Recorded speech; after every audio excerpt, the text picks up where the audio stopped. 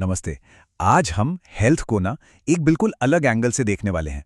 ये एंगल हमें मिलता है नेचुरोपैथी यानी प्राकृतिक चिकित्सा के दो बहुत ही बेसिक कॉन्सेप्ट से, होलिज्म और वाइटैलिटी, मतलब समग्रता और जीवन शक्ति। तो चलिए समझते हैं इनको।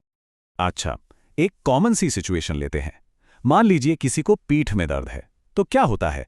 ज्यादातर लोग क्या करेंगे? शायद एक पेन किलर ले लेंगे, है ना? पर यहां सोचने वाली बात यह है कि क्या वो एक गोली, क्या वो सच में प्रॉब्लम की जड़ तक जा रही हैं? बस यहीं से हेल्थ को देखने के दो अलग अलग रास्ते खुल जाते हैं। तो चलिए पहले उस रास्ते की बात करते हैं जो हम में से ज्यादातर लोग जानते हैं, वो तरीका जो सिर्फ सिम्टम्स यानी लक्षणों पर फोकस करता है। इस सोच को रिडक्शनिज्म कहा जाता है। अब ये थोड़ा टेक्निकल वर्ड है, पर इसका मतलब बहुत सिंपल है। इसका मतलब है कि शरीर को एक मशीन की तरह देखना, कि भाई मशीन का कोई पुर्जा खराब हुआ तो बस उस पुर्जे को ठीक कर दो या बदल दो, काम खत्म। ये अप्रोच ना बहुत सीधा साधा है, कॉज एंड इफेक्ट, मतलब एक बीमारी एक कारण। जैसे किसी को डायबिटीज है तो ब्लड शुगर कम करने की दवा दे दी। यहां पूरा फोकस बीमारी पर होता है, उस इंसान पर नहीं जो बीमार है। लेकिन क्या हो अगर हम थोड़ा जूम आउट करें, एक कदम पीछे हटकर पूरी पिक्चर देखें? बस यहीं पर नेचुरोपैथी का नजरिया, उसकी सोच सामने आती है। और इस नजरिए को कहते हैं होलिज्म या समग्रता। ये नेचुरोपैथी की फिलॉसफी का आप कह सकते हैं फाउंडेशन है, उसकी नींव है।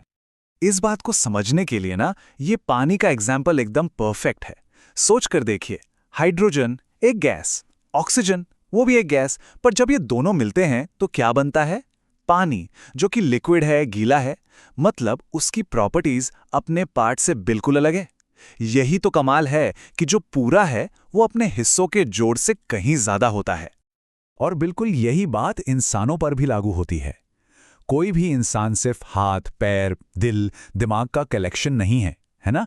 वो एक पूरा सिस्टम है जिसमें physical, psychological, spiritual, environmental, social, ये सब कुछ एक साथ काम करता है।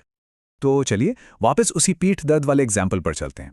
अब देखिए रिडक्शनिस्ट अप्रोच क्या करेगा। वो देखेगा कि कहाँ दर्द है और शायद सर्जरी या दवा की सलाह देगा। लेकिन जो होलिस्टिक यानी समग्र दृष्टिकोण है, वो पूछेगा खान पान कैसा है, नींद पूरी हो रही है, कोई स्ट्रेस तो नहीं, सोशल सपोर्ट कैसा है, मतलब वो पूरे सिस्टम को देखेगा। ठीक है, तो ये तो समझ आ गया कि पूरे इंसान को एक साथ देखना जरूरी है। पर अगला सवाल ये है कि ये जो हीलिंग होती है, शरीर खुद को ठीक करता है, वो कैसे करता है? वो पावर आती कहां से है? चलिए अब इस अंदर की शक्ति को जानते हैं। क्या आप जानते हैं कि एक इंसान के शरीर में करीब करीब 50 ट्रिलियन यानी 50 खरब सेल्स होते हैं? जरा इस नंबर को इमेजिन करके देखिए। और सबसे कमाल की बात पता है क्या है?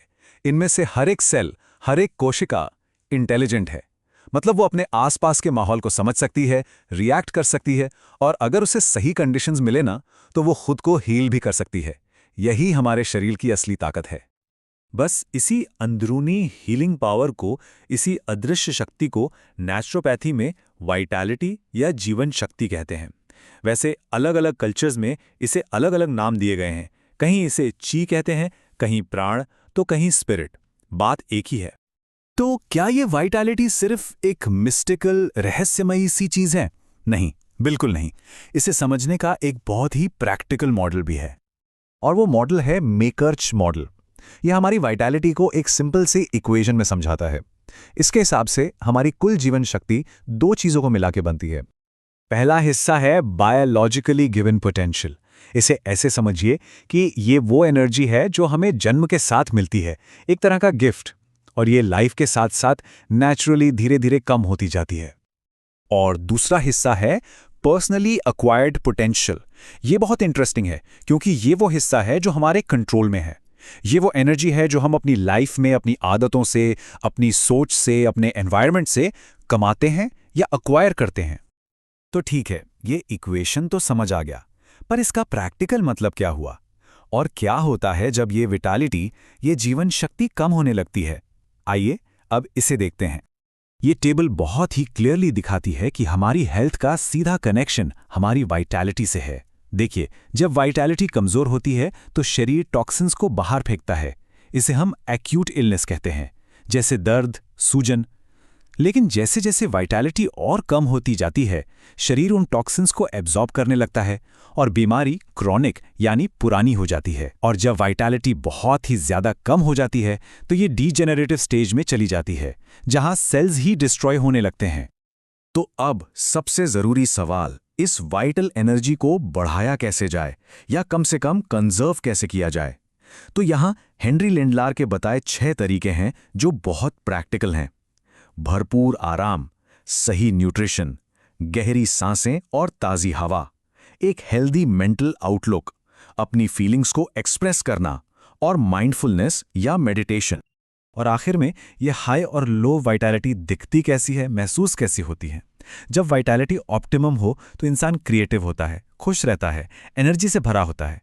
और जब वाइटैलिटी कम होती है तो सुस्ती, डिप्रेशन, बार बार बीमार पड़ना, दर्द, ये सब महसूस होता है। मतलब ये सिर्फ कोई किताबी बात नहीं है, इसे हम अपनी लाइफ में फील कर सकते हैं।